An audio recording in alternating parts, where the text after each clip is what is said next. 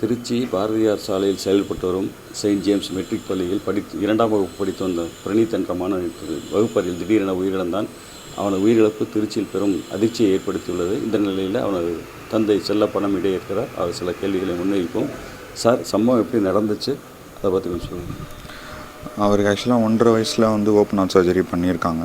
அதை பண்ணியிருக்கோம். ஸோ அதை நாங்கள் கிளாஸ் ஜாயின் பண்ணப்போயே எல்லா ஸ்டாஃப்ஸ் எல்லா டீச்சர்ட்டையும் சொல்லி போயிட்டு நாங்கள் அவங்கள்ட்டையும் சொல்லிட்டோம். ஸோ எதனால் இந்த மாதிரி ஓப்பன் ஹார்ட் சர்ஜரி பண்ணியிருக்கோம், ஸோ அவரை நீங்கள் கொஞ்சம் கேர் பண்ணிக்கோங்க அப்படின்னு சொல்லிட்டு வந்துட்டோம். எனக்கு ஒரு 2:58க்கு அவங்க ஃபுட்டேஜ் பார்க்கும்போது கிளாஸில் யாருமே டீச்சர் இல்லை. ஸோ நான் 2:48க்கு பார்க்குறப்போ கிளாஸில் டீச்சர் யாருமே இல்லை. பசங்க மட்டும் ஓடி ஆடிட்டுருக்குறாங்க. ஏதோ ஒரு கொஞ்சம் ஹையர் ஸ்டாண்டர்டில் இருக்கிற இன்னொரு சின்ன பொண்ணை இன்சார்ஜில் போட்டு போயிருக்காங்க. என்னென்னா, அது வலிப்பு நோயினால் இறந்தாப்புலையா, இல்லை உண்மை கேர்லெஸ்னஸ், இவங்க உடனடி ஆஸ்பத்திரி கொண்டு போகாத இறந்துருக்காப்புலையாங்கிற ஒரு சந்தேகம் எல்லாத்தையுமே இருக்குது. அதை பற்றி நீங்கள் என்ன நினைக்கிறீங்க?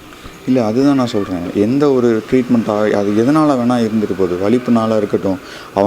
அவங்க மெயினாக சொல்கிறதும் உங்களுக்கு ஓப்பன் ஹார்ட் சர்ஜரி பண்ணியிருக்காங்க. நான் ஃபோன் பண்ணி அவங்க ஹெச்எம்கிட்ட கேட்குறப்போ அவங்க என்ன சொன்னாங்கன்னா, இல்லை உங்களுக்கு ஓப்பன் ஹார்ட் சர்ஜரி பண்ணதுனால தான் அந்த ட்ரீட்மெண்ட் அவங்க கொடுக்க மாட்டேன்னு சொல்லி ஸ்கூலில் அனுப்பிட்டாங்க அப்படின்னு சொல்கிறாங்க. ஆனால் ஆல்ரெடி ஒரு தடவை எனக்கு அவங்க ஃபோன் பண்ணி இந்த மாதிரி ஃபிட்ஸ் வந்துருச்சுன்னு சொல்லி ஆர்த்தி ஹாஸ்பிட்டலில் போய் காமிச்சப்பையும் அவனுக்கு ஓப்பன் ஹார்ட் சர்ஜரி பண்ணியிருந்துச்சு. அதே மாதிரி ஃபிட்ஸ் தான் வந்துருந்துச்சு. ஆனால் ட்ரீட்மெண்ட் பண்ணி ட்ரிப்ஸு போட்டு அனுப்பிச்சிட்டாங்க. அவங்க அந்த காரணத்தை சொல்லி கண்டிப்பாக ஆர்த்தி ஹாஸ்பிட்டல்லேருந்து திருப்பி அனுப்பியிருக்க மாட்டாங்க. கண்டிப்பாக என் பையனுக்கு கிளாஸ்லேயே பல்ஸ் போயிருச்சு. எனக்கு அங்கே இருந்த நிறைய பேர் பார்த்துட்டும் சொன்னாங்க. ஆர்த்தி ஹாஸ்பிட்டலில் கொண்டு போய் காமிச்சு திருப்பி கூட்டிகிட்டு வந்திருக்காங்க. எனக்கு அவனுக்கு 2:48க்கு இந்த மாதிரி ஆச்சு. 2:55க்கு 2:55க்கு எனக்கு கால் வந்துச்சு. ஸோ நான் 3:05க்குள்ளே அங்கே போயிட்டேன்.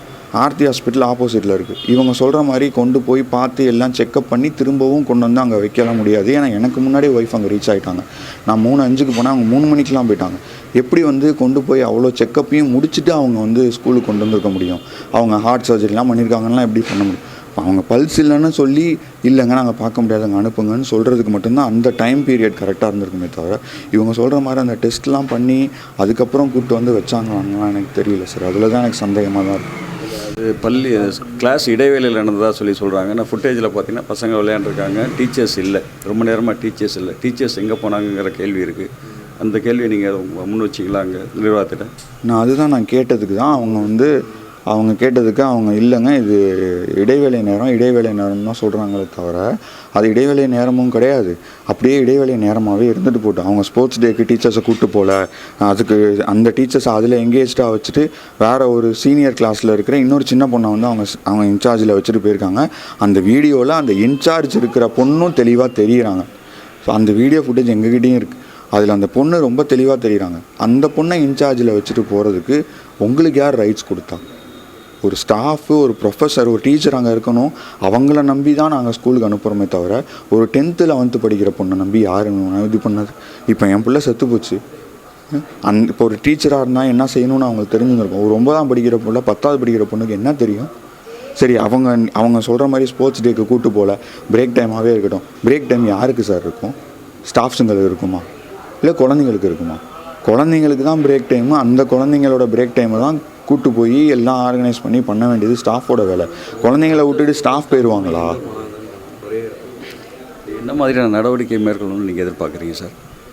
எனக்கு நடவடிக்கை பற்றிலாம் எனக்கு தெரியல சார். ஆனால் அவங்க பதில் சொல்லணும் சார்.